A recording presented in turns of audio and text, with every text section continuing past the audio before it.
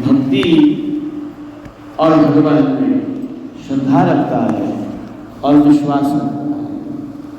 देखो, जीवन में श्रद्धा और विश्वास का होना बड़ा जरूरी है। एक के बिना दूसरा नहीं और दूसरे के बिना पहले की उपलब्धि नहीं। भगवान कहते हैं कि श्रद्धा है और विश्वास नहीं है तो भी मेरी प्राप्ति नहीं होगी, और विश्वास है और श्रद्धा नहीं है तो भी नहीं मैं मिलूंगा। जब तक दोनों का सामंजस्य नहीं होगा, माने दोनों नहीं मिलेंगे, तब तक मेरी प्राप्ति नहीं है। इसलिए भगवान गोस्वामी तुलसीदास जी ने सर्वप्रथम भगवान शिव को विश्वास का देवता मानते हुए और देवी पार्वती को श्रद्धा मानते हुए इस ग्रंथ को प्रणाम किया है, और प्रारंभ करते हुए अपने गुरु जी की वंदना को किया है।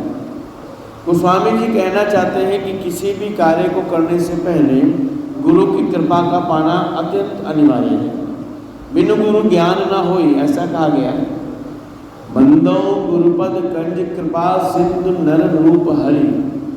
भगवान कह रहे हैं कि गोस्वामी जी ने कहा कि गुरु मायने क्या है, तो रामचरितमानस के 5वें सोरठे में लिख रहे हैं, बंदो गुरुपद कंद कृपा सिंधु नर रूप हरि। माने जो हम मंत्र पढ़ते हैं गुरु के लिए, गुरु ब्रह्मा गुरु विष्णु गुरु देवो महेश्वराय गुरु साक्षात परब्रह्म तस्मै श्री गुरुवे नमः। हमने ये मंत्र पढ़ा है, इसको गोस्वामी जी ने और विस्तार से सरल करते हुए विस्तार कर दिया। बोले, बंदो गुरुपद कंचित कृपा सिंधु नर रूप हरि। ऐसे जो भगवान गुरुदेव हैं वो क्या है? कृपा के सागर हैं और नर रूप में नारायण हैं। बोलो सद्गुरुदेव भगवान की जय। नर रूप में नारायण है, इसलिए गुरु की वंदना करते हुए भगवान ने इस ग्रंथ को प्रारंभ किया। फिर बाल्यकांड की रचना किया, फिर अयोध्या कांड कहा, फिर अरण्य कांड को प्रारंभ करते। बाल्यकांड में भगवान ने कहा, देखो 7 सोपान लिखे रामचरितमानस के। पहला बाल्यकांड, फिर अयोध्या, फिर अरण्य कांड, फिर किष्किंधा कांड, फिर सुंदरकांड, फिर लंका कांड और अंत में श्री उत्तरकांड। पूरे श्री रामचरितमानस को मनुष्य के जीवन से जोड़ा है। इसलिए रामचरितमानस ये हमारी ही कहानी गोस्वामी तुलसीदास जी ने कही है। विचार ये करेंगे कि रामचरितमानस में हमें इसमें किसको ढूंढना है? हमें अपने आप को ढूंढना है। इसमें हम भक्ति के मार्ग पर चल रहे हैं, हम भक्ति कर रहे हैं, लेकिन भक्ति करनी कितने प्रकार की है? श्री गोस्वामी जी ने कहा है कि भक्ति के प्रकार कितने हैं, और ये बता कौन रहा है? स्वयं भगवान श्री राम देवी शबरी से कह रहे हैं। भक्ति की कथा सुनने से पहले देवी शबरी के विषय में जानना पड़ेगा। देवी शबरी मदंग मुनि के आश्रम में रहने वाली उनकी अनन्य सेविका है। बाल्य अवस्था में देवी शबरी जो निम्न कुल में उत्पन्न हुई है, कोई उसकी छाया भी अगर देख लेता है, छाया भी उसको छू जाती है, तो वो अपने आप को अपवित्र मानता है। इसलिए देवी शबरी जो है वो वृक्षों पर रहती है। एक दिन की घटना है, देवी शबरी मदंग मुनि के आश्रम में जाकर के मदंग मुनि से क्या आमना सामना हुआ उनका। मदंग मुनि को उन्होंने प्रणाम किया। मदंग मुनि ने कहा कि आप कौन हैं?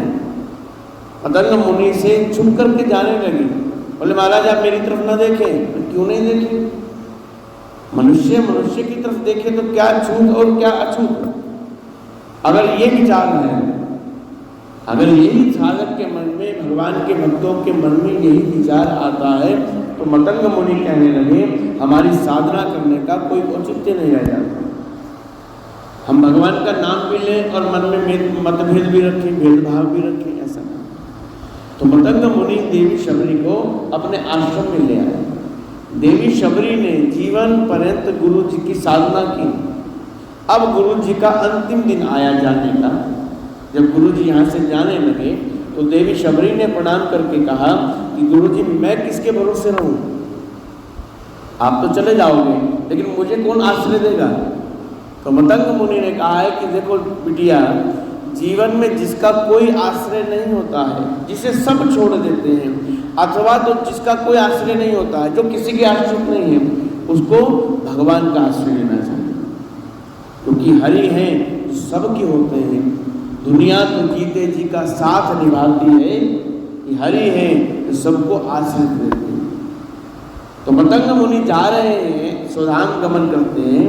तो मतंग मुनि के जाते हुए मतंग मुनि ने शबरी से कहा है, बिटिया तुम्हें भगवान के आश्रित रहना है, और याद रखना भगवान का आश्रय लेते लेते तुम्हारे जीवन में एक दिन अनंत कोटि ब्रह्मांड नायक जो लीला करने के लिए आए हैं इस भूलोक में, जिनका अवतार ही विप्र धेनु सुर संत हित। भगवान का अवतार क्यों होता है? विचार करें कि भगवान का अवतार किस लिए है। भगवान का अवतार विप्र धेनु सुर संत हित लीन मनुज अवतार। देखो कहीं नहीं लिखा है कि भगवान राक्षस को मारने के लिए आते हैं, कहीं नहीं लिखा है।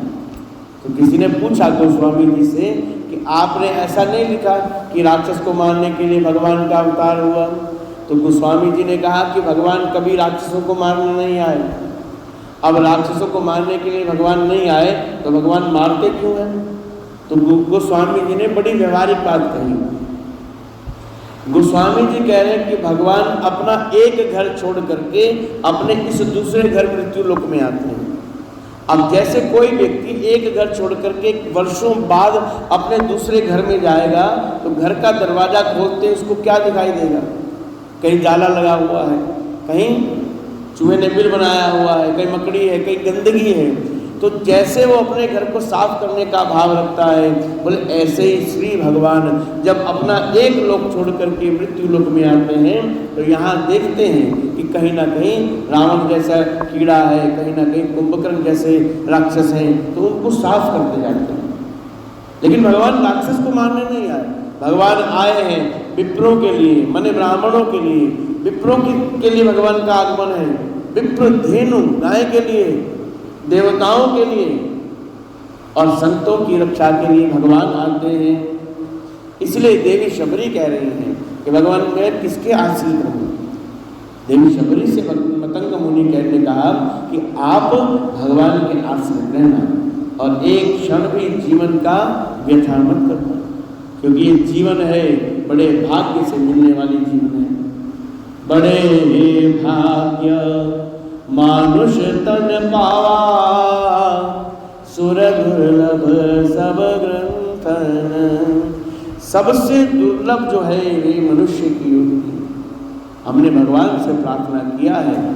भगवान जब हमें जन्म देने लगते हैं तो हम भगवान से प्रार्थना करते हैं कि हे प्रभु इस नरक से अब मुझको बाहर कीजिए, भक्ति करने के लिए एक बार मौका दीजिए।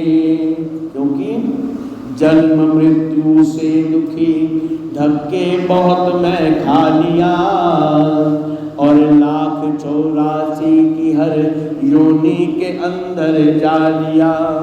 पशु बना पक्षी बना बन के आया श्वान है, 1,84,000 भटक कर अब बना इंसान है। भगवान से हमने प्रार्थना किया है कि भगवान आप हमें जन्म दीजिए, ये गर्भ रूपी नरक से आप हमें बाहर करें। तो भगवान ने कहा कि करोगे क्या बाहर आकर के? बोले बाहर आकर भगवान मैं आपका नाम सिमरन करूँगा, क्योंकि पशु बन करके आया तो भी स्मृति नहीं रही, पक्षी बन करके आया तो भी स्मृति नहीं रही है। अब मैं मनुष्य बनूंगा तो मनुष्य बन करके आपका नाम सिमरन करूँगा। लेकिन बाहर आकर के हुआ क्या? बाहर आते ही तुझे माया ने फिर घेरा दिया और याद अंदर की भुलाकर वश में अपने कर लिया। भूल गए भगवान की सेवा करना, भगवान का नाम लेना।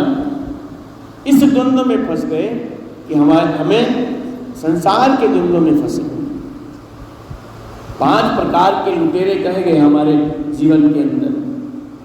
जो सड़क पे चलते हैं वो नहीं, जो दिखाई नहीं देते वो लुटेरे, काम, क्रोध, लोभ, मोह, मत्सर, ये 5 लुटेरे हैं। गुरुदेव भगवान कहते हैं लुटेरे 5 हैं पीछे हमें जो लूटते आए, जो दिख नहीं रहे हैं, जो हमारा धन ले रहे हैं। धन कौन सा ले जाते हैं? जो हम नाम रूपी धन इकट्ठा करते हैं, वो नाम रूपी धन हमारी वासनाएं ले जाती हैं। वो नाम रूपी धन हमारा राग छीन करके ले जाता है। वो नाम रूपी धन हमारे मोह के बंधन छीन करके ले जाता है। इसलिए शबरी जी का चरित्र ध्यान से श्रवण करना। रामचरितमानस का ये 9 भक्ति का जो सूत्र है, इसको स्वयं राम जी ने दिया है। स्वयं राम जी कह रहे हैं कि जीवन में भक्ति अनिवार्य है, लेकिन कैसी भक्ति? मतंग मुनि जो शबरी जी के गुरु हैं, वो जा रहे हैं। जब इस लोक से परलोक जाने लगे तो शबरी जी को कह करके गए कि देखो बिटिया, एक दिन तुम्हारी कुटिया में राम आएंगे। तो शबरी जी ने कहा कि मैं पहचानूंगी कैसे राम को? तो शबरी जी से मतंग मुनि ने कहा, देखो जो तुम्हारी कुटिया में आकर के तुम्हें माँ कहेगा वो राम हो गए। आज तक किसी ने शबरी जी को नमस्ते नहीं करी, आज तक किसी ने शबरी जी को हाथ नहीं जोड़े, आज तक शबरी जी से सबने घृणा किया। क्यों? क्योंकि शबरी जी कुल की दृष्टि से देखें तो निम्न कुल की मानी जाती हैं, लेकिन भक्ति की दृष्टि से देख रहे हैं, भक्ति की दृष्टि से शबरी जो है परम आचार्य बनने वाली है। भगवान स्वयं ज्ञान दे रहे हैं उसको। मतंग मुनि ने कहा है कि जीवन का एक क्षण भी व्यर्थ नहीं जाने देना, क्योंकि जीवन है, एक बार निकल गया तो फिर नहीं। गुरुदेव कहते हैं कि जीवन से सब कुछ मिल सकता है, लेकिन सब कुछ दे करके भी ये जीवन नहीं मिल सकता। इसलिए जीवन का सदुपयोग करें। हमारे महापुरुष गाते हैं, जीवन की घड़ियां वृथा न खो, राम जपो सिया राम जपो। जीवन की घड़ियां सब गाइए, वृथा न खो, राम जपो सिया राम जपो। जीवन की घड़ियां वृथा न खो, राम जपो सिया राम जपो।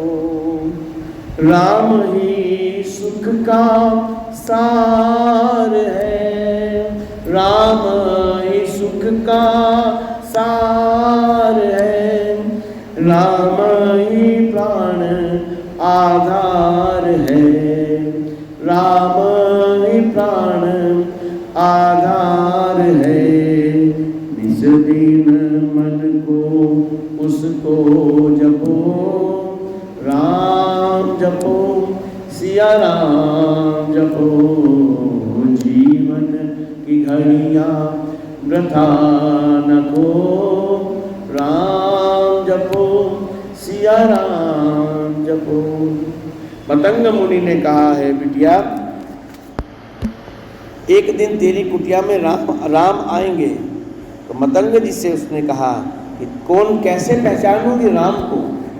तो मतंग जी कह रहे हैं कि बेटा जो तुम्हारी कुटिया में पहले आएगा, जो तुम्हें माँ कहेगा, जो प्रणाम करेगा, एक राम में ये विशेषता है जो झुकना जानते हैं। बस एक राम में ये विशेषता है जो सबको गले लगाना जानते हैं। जिनको हम अपने आप से निम्न मानते हैं, जिनको हम अछूत मान रहे हैं, उनको राम जी गले लगाते हैं। आप राम जी के वनवास की यात्रा को देखें। राम जी को राम वनवास मिला है। मिलना क्या था? राम राज्य। मिला क्या है? राम वनवास। हमारे जैसा कोई होता तो अपने पिताजी को कोर्ट में खड़ा कर देता कि बाबूजी आपने क्या किया, मुझे राजा बनाना था, आपने तो मुझे वनवास दे दिया। लेकिन राम ने क्या कहा है? राम कहते हैं, सुन जननी सोई सुत बड़ भागी, जो पितु मात चरण अनुरागी। बोलो सियावर रामचंद्र भगवान की। हे माँ, वो शल्या जी से कहने लगे, हे माँ, वो पुत्र बड़ भागी है जो माता पिता की आज्ञा का पालन। और आप कह रहे हो मुझे वनवास मिला। वनवास नहीं मिला, मुझे क्या मिला है? मुझे राजा बनाया है। वो बात अलग है कि मुझे अयोध्या का नहीं बनाया, पिता दीन मोही कानन राज, मुझे वन का राजा बनाया है। तो मतंग जी कह रहे हैं कि आपकी कुटिया में जो आएंगे सबसे पहले वही जो आपको नमस्कार करेंगे, जो आपको माँ कहकर बुलाएंगे, वो राम होंगे। इतना कहकर के मतंग मुनि सुधाम चले जाते हैं। अब शबरी जी ने अपने गुरु पर विश्वास रखा है। क्यों राम आए शबरी की कुटिया में, ये विचार करने की बात है। सबको छोड़ करके, सब रास्ता बदल करके भगवान पूछते पूछते आए कि शबरी की कुटिया कहाँ है, कारण क्या है। ये रामचरितमानस ये हमारी ही कहानी है, किसी और की नहीं है। ये रामचरितमानस मनुष्य को मनुष्य बनना सिखाती है। रामचरितमानस में भगवान स्पष्ट कर रहे हैं क्यों राम शबरी की कुटिया में गए, कारण क्या है। शबरी जैसा जीवन जो जीता है, बिजली जैसा जीवन जो जिएगा, वो राम को पाने का पात्र बनेगा। महापुरुष कहते हैं मंदिर जाएं, लेकिन मंदिर जाकर के किसी वस्तु की मांग नहीं करें। भगवान मुझे ये दे दो, भगवान मुझे ये दो, भगवान मुझे ये चाहिए। अब मांग की दृष्टि से देखें तो क्या हमारी मांग कभी पूरी हुई है? क्या मांग पूरी हुई? छोटे बच्चे थे तो भगवान से मांगते थे, भगवान इतने नंबर दे दो, भगवान ने उतने नंबर दे दिए। फिर बड़े हुए तो अच्छी सी गृहस्थी मांगी भगवान से, भगवान ने अच्छी गृहस्थी दे दिया। भगवान अच्छे बच्चे हो जाए, भगवान ने वो भी दे दिए। भगवान पोता पोती हो जाए, वो भी आ गए। भगवान अच्छा व्यापार चले, व्यापार भी आ गया। भगवान अच्छा व्यवहार हो जाए, अच्छा व्यवहार भी हो गया। अब जीवन के उस स्तर पर आ गए जहां गुरुदेव कहते हैं होश अब आई है जब सब अंग जर्जर हो गए, कांपते हैं हाथ थर थर पैर मानो सो गए, कानों से सुनता नहीं आंखों से दिखता मंद है, देह से शक्ति गई अब चलना फिरना बंद है। अब इस स्थिति में आ गए, जब स्थिति ये हो गई, बोलना चाहते हैं राम लेकिन राम नहीं बोल पाते हैं, आना चाहते हैं कथा कीर्तन में लेकिन पाँव नहीं चल पा रहे हैं, करना चाहते हैं व्यवहार लेकिन नहीं हो पा रहा है। लेकिन हमारी मांग कभी अभी तक समाप्त नहीं हुई। अब विचार करने की ये बात है, भगवान क्या कहते हैं, साधु क्या कह रहा है, गुरुदेव ने क्या कहा है। गुरुदेव कहते हैं कि मंदिर इसलिए नहीं जाना है कि कुछ मांग करनी है। याद रखिए हमें जो भी मिला है वो हमारे प्रारब्ध के कारण से मिला है, जो हम कमा करके आए पिछले जन्म में, पिछले जन्म का खा रहे हैं। हम ये सोचे 5, 10, 20, 100 रुपये हमने दान पत्र में डाल दिए तो सुबह हमारी लॉटरी निकलेगी, ऐसा नहीं होता। जो हम कमा रहे हैं, जो हमारे पास है वो हमारे प्रारब्ध का कर्म है। जो हम खाएंगे, वो जो कमा रहे हैं वो हम खाएंगे। तो मंदिर इसलिए नहीं आना है कि हमारी मांग पूरी हो। बोले महापुरुष ने कहा मंदिर किस लिए आना है, गीता रामायण ये ग्रंथ क्या कह रहे हैं, मंदिर इसलिए आना है कि मंदिर आने से हमारी पात्रता बढ़ती है, हमारे पात्र बड़े हो जाते हैं। और जिसके पात्र बड़े होते हैं, जिसका जितना बड़ा बर्तन होगा, बारिश की उतनी ही पानी उतना ही ज़्यादा आएगा ना। हम बार बार भगवान को बुलाना देते हैं, भगवान मेरा तय कम होया नहीं, मेरा तो ये नहीं हुआ, मैंने तो ये मांगा था ये नहीं मिला। भगवान ने कहा मैंने सबको बराबर दिया है, लेकिन मिला उसको उतना है जिसकी जितनी पात्रता है, जिसका जितना बड़ा बर्तन है। अब हम लिए एक कटोरा बैठे, वो भी उल्टा, तो कहाँ से मिलेगा। मतंग मुनि ने कहा है शबरी से, शबरी अपनी पात्रता बढ़ाओ, आप अपने आप को अपना बर्तन बढ़ाओ। तो जिसका बर्तन बड़ा होगा उसके अंदर ही कृपा की प्राप्ति होगी। शबरी जी ने जीवन से लेकर मृत्यु पर्यंत, जब तक गुरु जी गए तब से लेकर जब तक राम जी आए तब तक एक भी दिन भगवत नाम स्मरण से वंचित नहीं रही। हर पल हर क्षण राम के नाम को उन्होंने गाया है, एक क्षण भी व्यथा नहीं जाने दिया है। तो शबरी जानती है एक पल भी मनुष्य के अपने हाथ में नहीं है। हम ये सोचें कि आज करें सो कल कर, कल करें सो परसों, ऐसा नहीं। क्या भरोसा है इस जिंदगी का, साथ देती नहीं ये किसी का भी। महापुरुष लिखते हैं, सदगुरु लिखते हैं, लगा हर श्वास पर पहरा, मौत का बेखबर सुन ले, पता क्या है कौन सी श्वास को तेरी ये मौत चुन ले। है जब तक श्वास तब तक तू अगर चाहे तो कुछ कर ले, भक्ति भगवान की कर ले, खजाना नाम से भर ले, क्योंकि निकल जाएगा दम तो कोड़ी का महंगा है तन तेरा। कोई नहीं पूछता है, आएंगे हाथ जोड़ेंगे फिर एक साथ लगे हाथ पूछ लेंगे कितने बजे, निकल जाएगा दम तो कोड़ी का महंगा है तन तेरा। ना कोई पास बैठेगा, ना कोई फिर कहे मेरा, ना कोई पानी पूछेगा, ना कोई पूछेगा खाना, कहेंगे ले चलो इनको अभी शमशान पहुंचाना। शबरी जानती है कि जीवन का एक एक क्षण कीमती है, इसलिए उन्होंने अपने जीवन में एक क्षण को भी व्यर्थ नहीं जाने दिया। वन में जाती है, फूल लेकर के आती है, फल लेकर के आए, न जाने राम किधर से आ जाए। चारों तरफ फूल बिछा करके रखती हैं, डलिया में अपने फल रखती हैं, न जाने राम किधर से आ जाए।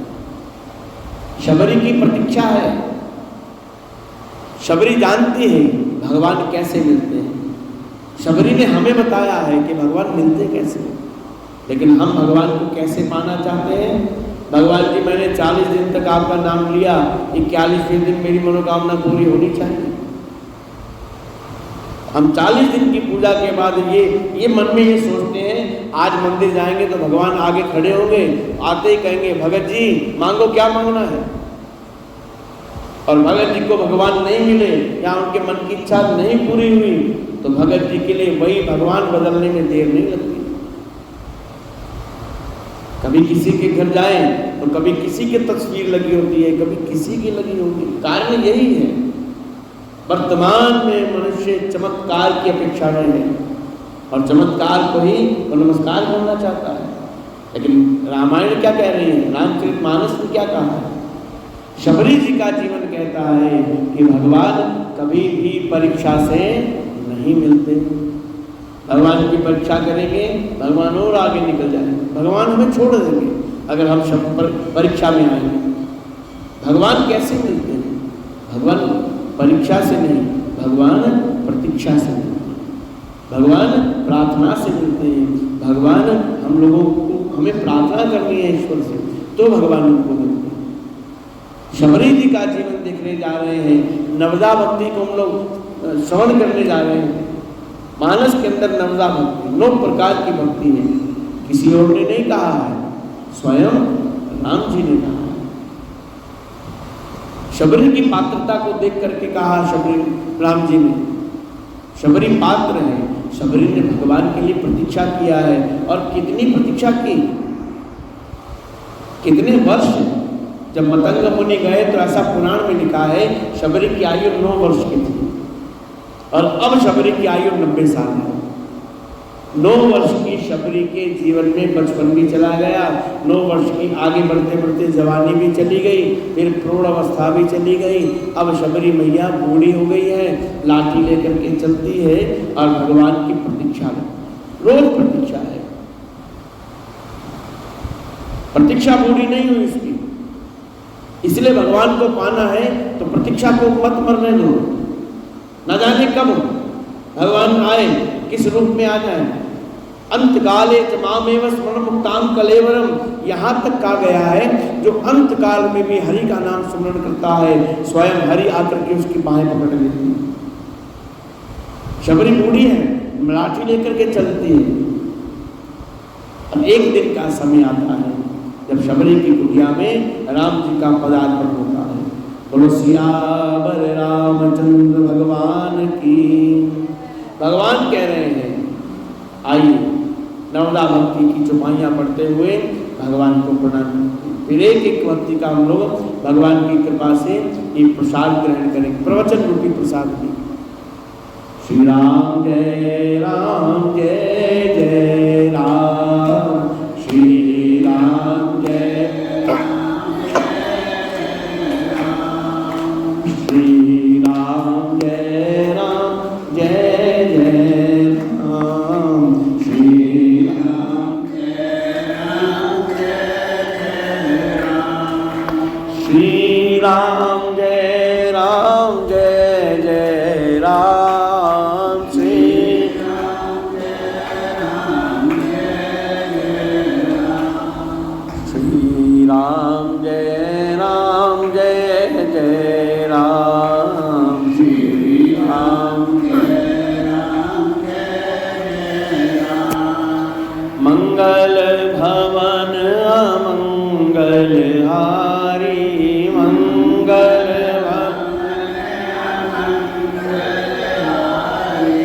द्रवहु सुदशरथ अजर बिहारी द्रव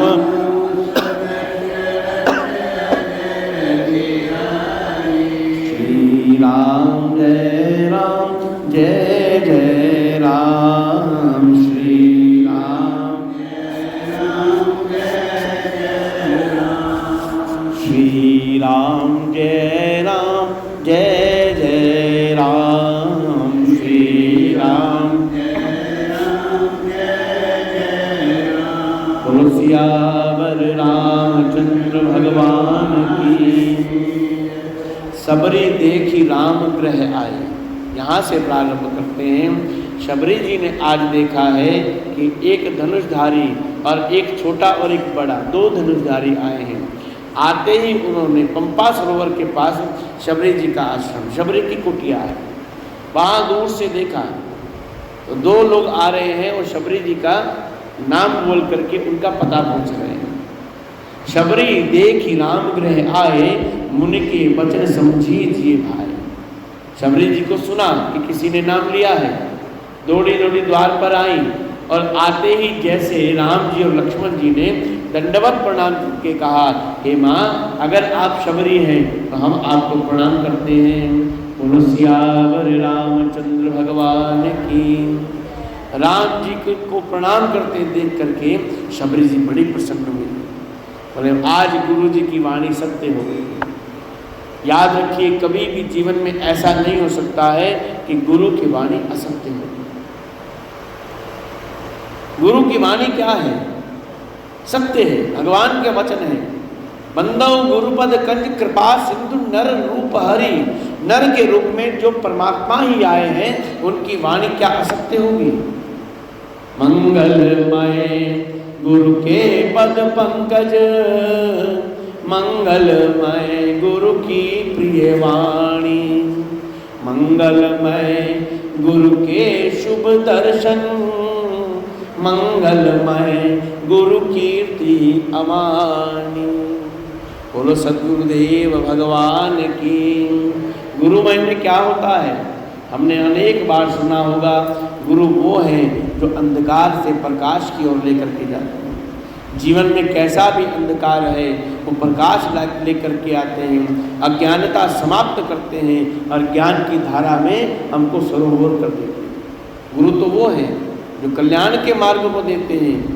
बचपन में हमने पढ़ा है, गुरु गोविंद दोनों खड़े काके लागो पाए, बलिहारी गुरु आपने जिन गोविंद दियो मिला।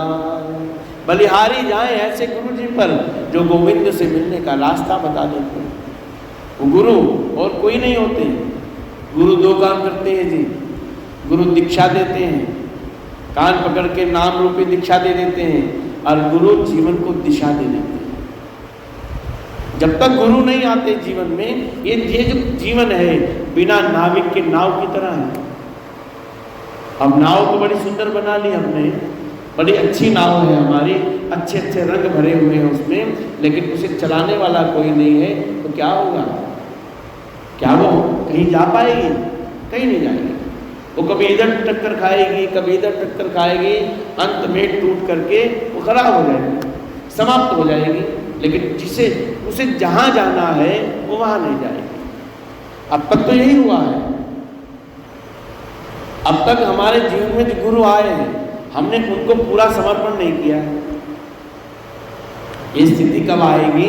जब गुरु जी को पूरा समर्पण करेंगे, जब ये मानेंगे राज्य मुझ में जिसमें तेरी रजा है, यहाँ यूं विवाह हुआ है, और यहाँ जब ये मानेंगे गुरु जी के लिए। गुरु केवल किसी जीवन में कल्याण नहीं करते, गुरु हमें भवसागर से पार ले जाते हैं। गुरु बिनु भव निधि तरहि न कोई। चाहे ब्रह्मा है, उसको अगर तप करना है, उसे दुनिया बनानी है, तो उसको भी गुरु चाहिए।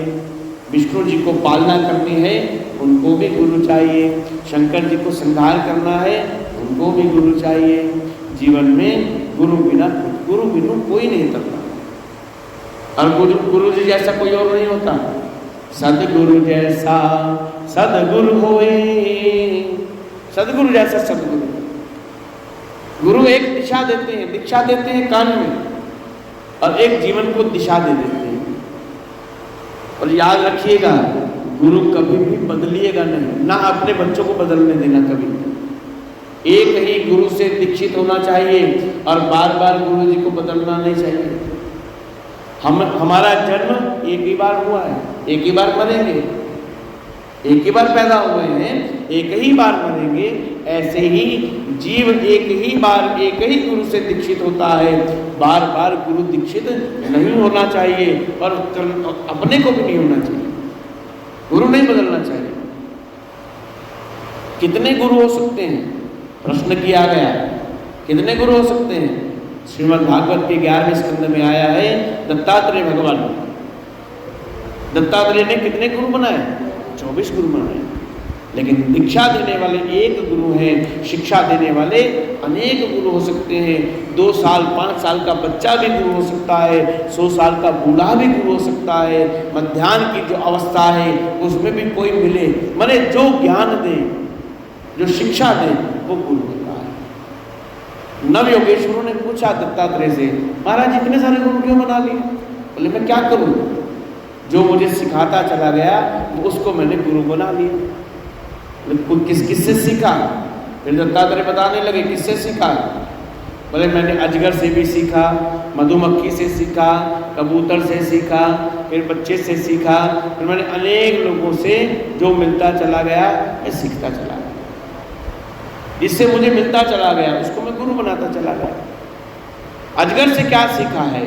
बोले अजगर से उतना ही सीखा है कि अजगर ने जितनी उसकी आवश्यकता है वो उतना ही भोजन करेगा, फिर उसके बाद बैठ जाएगा। अजगर करे न चाकरी, पंछी करे न काम। साधु क्या कह गया? दास मलुका कह गए, सबके दाता बोलो सियावर रामचंद्र भगवान की। सबके दाता राम है। अजगर से ये सीखा है दत्तात्रेय भगवान ने।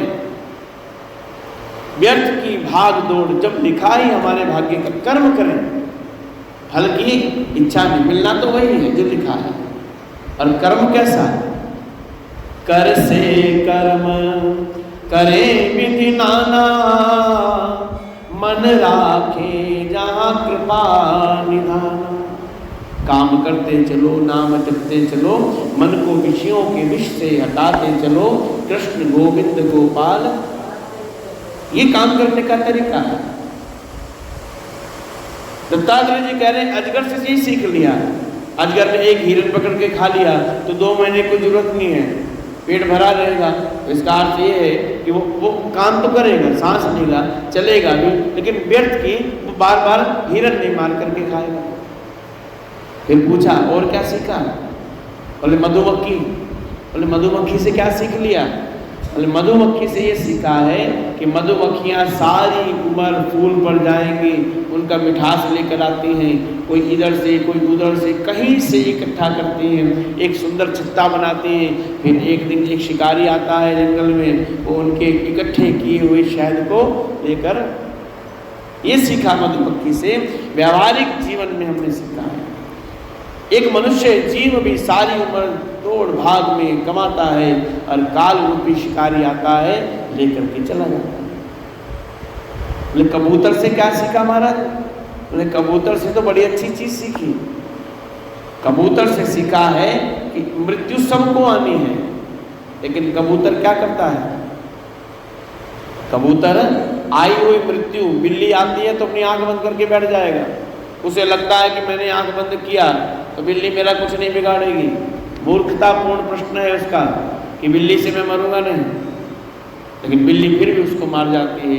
ऐसे ही संसार के जीव आए हैं सो जाएंगे, राजा रंग का फकीर, एक सिंहासन चढ़े चले एक बंधे जात जंजीर। आने वाले का जाना है, जाने वाले का आना है, लेकिन ये मनुष्य ये सोचता है मुझे नहीं मरना, ये जो मृत्यु है ये मुझे नहीं मारेगी जी, फिर किसको मारेगी? बोले ये तो किसी और को, मैं नहीं मरूंगा।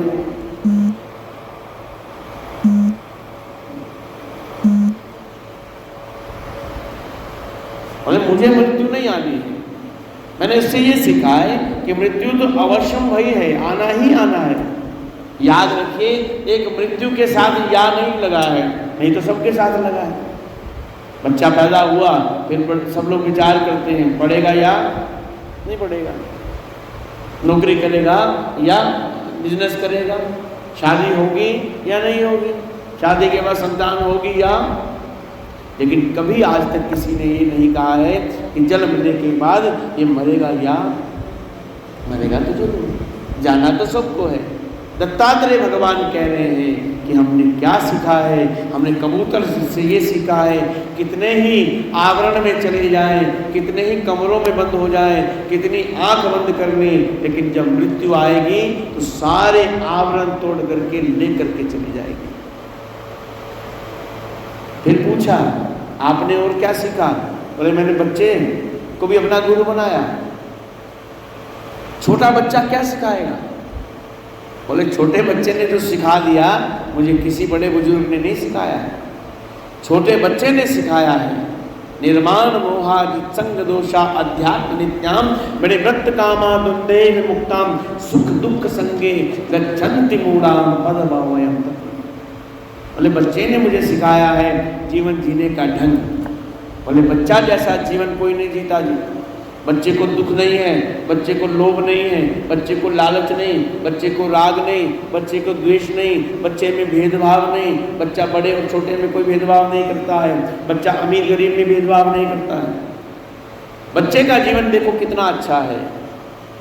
बच्चा जिससे लड़ाई करता है, थोड़ी देर में तो बच्चों की लड़ाई हुई, उनके चक्कर में बड़ों की हो गई, बच्चे तो फिर खेलने लगे, बड़ों ने मुंह सजा लिए। क्यों? असी तुहाडे नाल बोलना नहीं, तुहाडे मुंडे ने साडे मुंडे नूं मारे, लेकिन वो मुंडा मुंडा आपस में खेल रहे हैं, वो लड़के तो खेल रहे हैं। बच्चे से मैंने ये सीखा है समभाव रहिए सब में। बच्चे से मैंने, मृत्यु हुई हो गई है तो भी बच्चा वहां मुस्कुरा रहा है। एक महात्मा जी कथा कह रहे थे, बड़ी अच्छी कथा है, 1 सेकंड की कथा है, 1 मिनट की कथा होगी। बच्चा कैसा है? बोले एक बार एक बच्चा अपने घर के आंगन में खेल रहा है, उसके पिताजी का एक दोस्त आया मिलने के लिए। उसने अपने उस बच्चे को कहा बेटा देख बताओ आपके पिताजी अंदर हैं या नहीं घर में। उस बच्चे ने क्या कहा है? बच्चा कितना निर्मल है देखो। बच्चे ने कहा अंकल जी आप यहाँ रुको, मैं अपने पिताजी से पूछ के आऊँ वो घर में है या नहीं है। वो अंदर गया, अपने पिताजी को उसने कहा पापा शर्मा जी आए हैं, वो पूछ रहे हैं आप हैं या नहीं। तो पापा ने कहा कि शर्मा जी आए हैं तो सारा दिन खराब करेंगे, जाके मना कर दे नहीं है। उस बच्चे ने ऐसे ही आकर के कहा अंकल मेरे पापा कह रहे हैं कि आप दिमाग खराब करोगे इसलिए वो घर पे नहीं है। ये बच्चे का जीवन है, बच्चे में भेदभाव नहीं, बच्चे में कपट नहीं है। इसलिए गुरुदेव भगवान कहते हैं जिसका बचपन अच्छा है उसका बचपन अच्छा है। जो बचपन में अच्छा जी गया है उसका फिर बुढ़ापा अच्छा होता है। रामचरितमानस का पहला कांड क्या है? बाल्यकांड।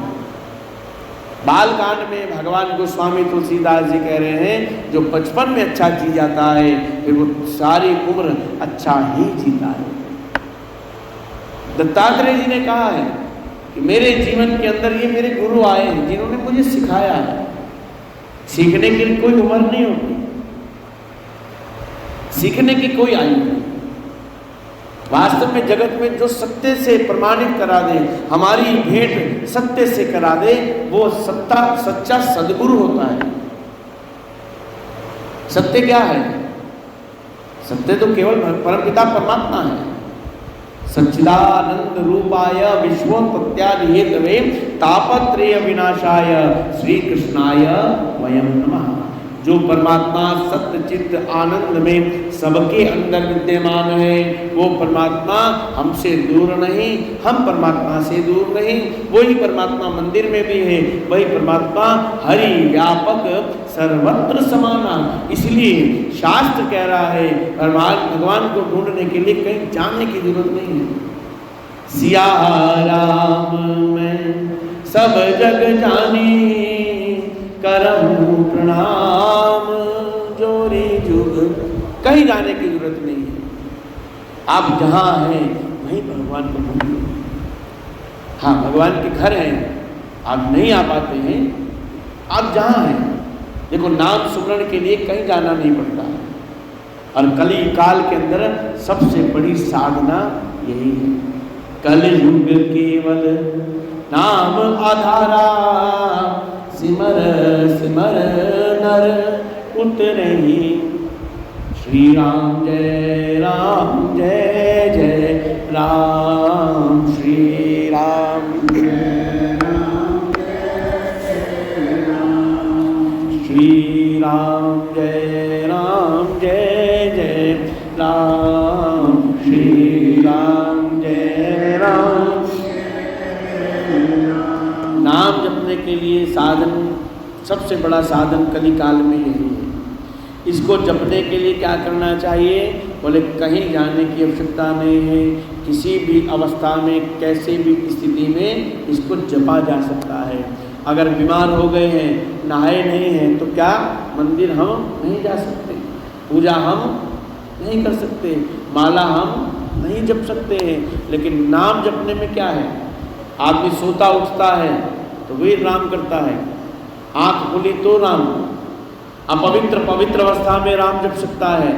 भगवान न करे किसी को ऐसी बीमारी हो जाए कि वो बिस्तर से ही ना उठ पाए, तो मल मूत्र बिस्तर पर त्यागे जा रहे हैं, तो क्या वो धार्मिक नहीं हो सकता? क्या वो धर्म का पालन नहीं करेगा?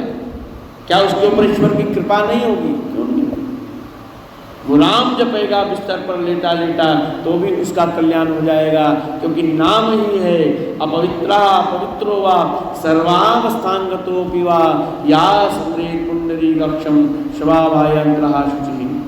नाम अपवित्र अवस्था में जपिए, नाम पवित्र अवस्था में जपिए, यहाँ जपिए, घर में जपिए, हवाई जहाज में जपिए, कहाँ जपिए, सब जगह जपिए। सर्वावस्थांगतो अपि वा, सब जगह जा सकता है। जो नाम की परिधि में रहता है, बोले वो बाहर से भी पवित्र है, वो अंदर से भी पवित्र है।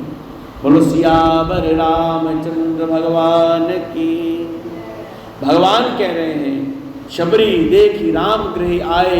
आज शबरी को अपने गुरु जी याद आ गए, शबरी को अपने गुरु याद आए हैं। सबसे पहले उन्होंने गुरु को प्रणाम किया, हे गुरुदेव, आपकी कृपा से मैं गोविंद को प्राप्त कर पाई, आपके कारण से ही आज राम मेरी कुटिया में आए। राम जी को प्रणाम किया और राम जी को अपनी कुटिया के अंदर ले गई हैं। राम जी को बारंबार निहारती हैं, बार बार प्रणाम करते हुए कहती हैं, अधम थे अधम, अधम अति नारी, दिन में मैं मति मंद अनारी। भगवान, मैं अधम से अधम और उसमें भी नारी, कितनी अपवित्रता है। भगवान, मैं आपको कैसे पूजा करूं, कैसे मैं मनाऊं? तब राम जी कहते हैं, ये राम का जीवन है। राम जी ने हर उसको अपनाया है जिसको लोगों ने छोड़ दिया। राम सबको अपनाते हैं, राम सबको अपने पास बुला करके रखते हैं। इसलिए भगवान शिव से देवी पार्वती ने पूछा एक बार कि भगवान, कोई एक ऐसा नाम बताओ जो सारे प्राणियों का कल्याण करे, सबको सुख दे पाए। तो भोले बाबा ने वहाँ विष्णु सहस्त्र नाम पढ़ाए, विष्णु जी के 1000 नाम पढ़े। तो देवी पार्वती ने कहा, महाराज क्या कर रहे हैं, 1000 नाम, कलयुग के प्राणी राम राम कर रहे ढंग से, वही बड़ी बात है। 1000 श्लोक कौन पढ़ेगा? एक नाम बता दीजिए जगत के लिए जो सबसे अच्छा हो, जब सबके लिए सुखकारी हो, सबके लिए सुलभ हो, ज्ञान देने वाला हो, कल्याण करने वाला हो। भगवान शिव ने पढ़ा है वहाँ श्री राम रक्षा स्तोत्र का अंतिम श्लोक पढ़ा, राम रामेति रामेति रमे रामे मनोरमे सहस्त्र नाम तत्तुल्यम श्री राम नाम वरानने। भगवान कह रहे हैं देवी अगर जानना चाहती हो हजारों नामों के सहस्त्र नामों के समतुल्य क्या है, एक नाम है और वो है राम। रामेति रामेति, राम का नाम है जो सबको जीवित अवस्था में सुख देता है, जाने के बाद शांति प्रदान करता है। वही राम, वही सत्य हैं, वही कृष्ण, वही सत्य हैं जो जगत की रचना करते हैं, पालन करते हैं और समय आने पर संहार भी कर देते हैं।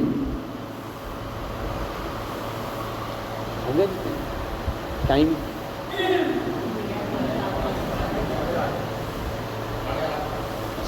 9:30 तक है ना। बोलो सियावर रामचंद्र भगवान की जय। अधम ते अधम, अधम अति नारी। शबरी जी ने कहा है भगवान मैं अधम, अधम से भी नारी, मैं आपकी पूजा कैसे करूं? मैं नहीं जानती वेद के मंत्र क्या हैं, मैं नहीं जानती वेद की ऋचाएँ क्या हैं, मैं नहीं जानती कोई मंत्र, ना आपका मंगलाचरण, ना आपका आह्वान पूजा। देखो हमारी कितनी अच्छी परंपरा है, जब भी हम भगवान की पूजा करते हैं तो हमारा सबसे पहला मंत्र यही होता है आगच्छ भगवान देव स्थाने चात्र स्पृहा यावतम पूज्यम करिष्यामि तावतम सनिध्यो भव। आइए भगवान आसन ग्रहण करें। शबरी जी कह रही हैं मैं भगवान नहीं जानती, लेकिन राम जी ने कहा है हे माँ तुम नहीं जानती हो तो कोई बात नहीं, तुम पढ़ी लिखी नहीं हो, हम तो पढ़े लिखे हैं, हमने तो गुरुकुल में जाके शिक्षा लिया है, हम आपको बताते हैं पूजा क्या होती है, हम आपको बताते हैं भक्ति क्या होती है। राम जी ने ये विचार नहीं किया ये अधम है, ये नारी है, ये कौन है। राम kभी विचार नहीं करते हैं, ये तो हम नालायक लोग विचार करते हैं। राम तो सबके लिए समान है, सबके लिए सम है राम। राम जी कह रहे हैं जाति पाति कुल धर्म बढ़ाए, धन बल परिजन गुण चतुराई। हे माँ एक बात बताएं, ज़्यादा पढ़ने से क्या होता है? राम जी ने कहा ज़्यादा पढ़ने से व्यक्ति को जात पात का दोष आने लगता है, ज़्यादा ज्ञान लेने से व्यक्ति को ज्ञान का अभिमान आने लगता है। इसलिए वो पढ़ना चाहिए जो अभिमान से रहित हो, वो पढ़ना चाहिए जो वास्तविक ज्ञान दे पाए, जो अभिमान नहीं दे वो ज्ञान दे पाए। जहाँ मनुष्य ये जान ले कि ज्ञान का अर्थ, विद्या क्या करती है, विद्या क्या कर रही है, हम विद्या पढ़े हैं, विद्या ददाति विनयम, विद्या मनुष्य को विनयशील बनाती है, विद्या मनुष्य को ज्ञानवान बना देती है। राम जी कह रहे हैं जाति पाति कुल धर्म बढ़ाए। जो ज्ञानवान हो जाता है सामान्यतः उसको अपने ज्ञान का अभिमान होने लगता है, और जब अभिमान आया तो वो व्यक्ति मेरे से दूर चला गया, क्योंकि मैं अभिमानी व्यक्ति को नहीं। भगवान की तो एक शर्त है, क्या? निर्मल मन जन सो मोहि पावा, मोहि कपट छल छिद्र। भगवान ने कहा निर्मल मन चाहिए। अब किसी ने पूछ लिया गोस्वामी जी आपने ये लाइन लिख दिया निर्मल मन जन सो मोहि पावा, मोहि कपट छल छिद्र न भावा। आपने तो आसानी से लिख दिया, लेकिन इतना आसान नहीं है जी, इतना आसान नहीं है निर्मल मन होना। रविदास जी ने क्या कहा? मन चंगा, मन चंगा, लेकिन मन चंगा किसका? मन चंगा। जितना आसान ये कहना है उतना आसान नहीं है। मन ही है जो बंधन करता है, मन ही है जो मुक्त होता है।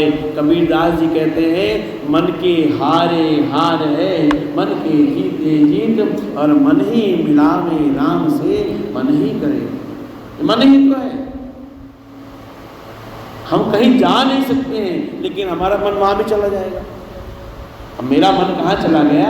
मेरा मन एकदम मंदिर में चला गया, क्योंकि संक्रांत है, आज एकादशी भी है, एकादशी कथा करनी है, संक्रांत का प्रसाद भी बंटना है, इसलिए मैंने घड़ी में आपसे टाइम पूछ लिया। जहाँ नहीं जा सकते तन से, वहाँ मन चला गया।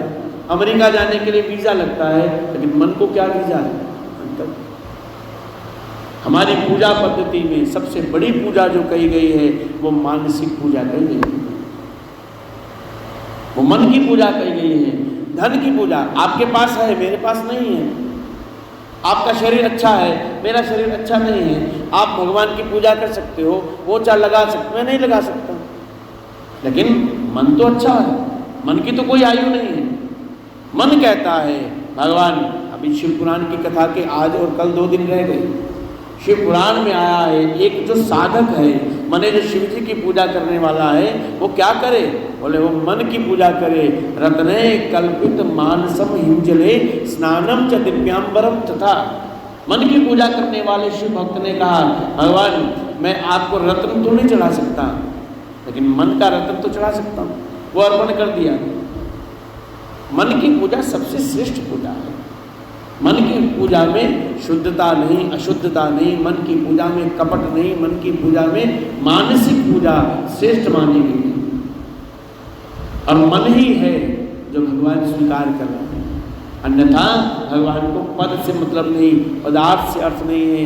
कोई आए चढ़ाए तो अच्छा, कोई आए चढ़ाए तो अच्छा। भगवान कह रहे मन दे जाओ बस एक। और मन भी कैसा? निर्मल, जिसमें छल नहीं, कपट नहीं, राग नहीं, द्वेष नहीं, निंदा नहीं, किसी के लिए कोई बुरी बात नहीं। 3 प्रकार के जो दोष हैं वो मन में हो ही ना। पर हिंसा, पर निंदा, पर द्रव्य, ये 3 दोष हैं जी हमारी वैदिक सनातन परंपरा में। एक जीव के अंदर शास्त्र कहता है उससे बचो, पर निंदा से बचें। हम किसी की निंदा ना करें, हमारी कोई करे, लाख लोग करें, करते रहो। महापुरुषों ने कहा जब आपकी निंदा कोई करता है तो क्या होगा? वो आपके पाप ले जाता है, और जब आप किसी की निंदा करते हो तो उसके पाप अपने घर ले आते हो, उसके पाप ले आए। इसलिए हमारी कोई करे, अच्छा है जी। रहीम जी ने क्या कहा? रहीमन निंदक राखिए। रहीमदास कहते हैं एक निंदा रखो अपने पास करने वाला। एक आदमी निंदा करे आपकी, बार बार करे, निंदा करने से सुधरने का अवसर मिलता है, निंदा करने से पुण्यात्मा हो जाता है व्यक्ति। पर निंदा नहीं करें, पर द्रव्य पर कभी दोष नहीं रखें। इसके पास जो है, आपके पास बड़ा घर है, आपके प्रारब्ध के कारण से है। आपका बड़ा व्यापार है, आपके प्रारब्ध के कारण से है। आपके पास अच्छा घर है, आपके प्रारब्ध के कारण से है। हमारे पास जो भी होता है प्रारब्ध के कारण से है। इसलिए पर द्रव्य पर दृष्टि नहीं। तीसरी जो सबसे बड़ी बात कही जा रही है, ग्रंथ के आधार पर हिंसा नहीं करनी चाहिए। हिंसा का अर्थ ये नहीं है हिंसा कि चाकू लेकर के या बंदूक से किसी को मार दें, वो हिंसा का एक अंग हो गया। हम लोग अपनी जबान से भी हिंसा करते हैं, बोले इससे बचना चाहिए। उदाहरण दिया गया, द्रौपदी ने देखा दुर्योधन को पानी में गिरा है, और क्या कहा? द्रौपदी ने क्या कहा? अंधे का पुत्र। और कितनी बड़ी महाभारत हुई। नहीं, महाभारत में लिखा है। आपने पढ़ी नहीं ना महाभारत? हमारे मन में तो डर आ गया, हाय राम महाभारत नहीं पढ़नी चाहिए। क्यों नहीं पढ़नी चाहिए? लड़ाई होती है। अब जिनके घर में लड़ाइयाँ हो रही हैं, क्या वो महाभारत पढ़ रहे हैं? गलत है। ये सारी बातें हमारे धर्म को हमारे धर्म से दूर करने के लिए पढ़े। महाभारत जो गीता हमें ज्ञान देती है, वो महाभारत का एक अंग है। 700 श्लोक जो भगवान कृष्ण ने कहे गीता उपनिषद के विषय में, वो महाभारत का अंग है। ऐसे तो कल को ये भी कहा जाएगा भगवान कृष्ण ने द्रौपदी का चीरहरण नहीं किया, मान जाएंगे उसको। जबकि हस्तिनापुर जाओ, स्वयं में देख करके आया, ऐसा कहा गया ये वही वृक्ष है जहाँ पर भगवान कृष्ण बैठे, और वहीं हस्तिनापुर के महल से चीरहरण को बढ़ाया। धर्म के प्रति हमारे ग्रंथों का हमें स्वाध्याय करना चाहिए, पढ़ना चाहिए। हम भरोसा दूसरे पर कर लेते हैं, हमें इस पे भरोसा नहीं है। रामायण पढ़ें, उपनिषद पढ़ें, वेद पढ़ें, कथा सुने या कथा करें, मानना चाहिए। हमने आज शुरू कहाँ से किया है? शुरू हमने यहाँ से किया है, भवानी शंकरो वंदे श्रद्धा विश्वास। ग्रंथ क्या है? जीवन में श्रद्धा चाहिए, जीवन में विश्वास चाहिए। हम भगवान को तो मानते हो सब, भगवान को मानते हैं, ये श्रद्धा है, लेकिन भगवान की नहीं मानते, विश्वास ही नहीं। माला जपी जा रही है, संकट कटे मिटे सब पीरा, जो सिमरे हनुमत बलबीरा। 108 बार पढ़ लिया, लेकिन मंदिर से निकले, बिल्ली ने रास्ता काट लिया। कहाँ गई वो श्रद्धा? कहाँ गया हनुमान जी के नाम? हम भ्रम में आ गए। अपने शास्त्र के प्रति हमारी श्रद्धा विश्वास चाहिए। ये नवदा भक्ति बड़ी अद्भुत विलक्षण है। नवदा भक्ति में स्वयं भगवान कह रहे हैं कि जाति पाति कुल धर्म बढ़ाई। मैं नहीं मानता कोई जाति पाति, मैं नहीं मानता कि मैं केवल ब्राह्मण को मिलूंगा या क्षत्रिय या वैश्य को मिलूंगा, ऊंची जाति वाले को मिलूंगा, पढ़े लिखे को मिलूंगा। अगर यही शक्ति होती, पढ़े लिखों को भगवान मिलते हैं, तो सूरदास तो अंधे थे, कबीरदास तो क्या पढ़े, कुछ भी नहीं। और कबीरदास जी ने कहा है, तुम कहते कागज की लेखी और मैं कहता आंखों की देखी। तुमने भगवान को देखा किताबों में बस, और मैंने भगवान को जिया है। बोलो सियावर रामचंद्र भगवान की जय। श्री राम जय राम जय जय राम, श्री राम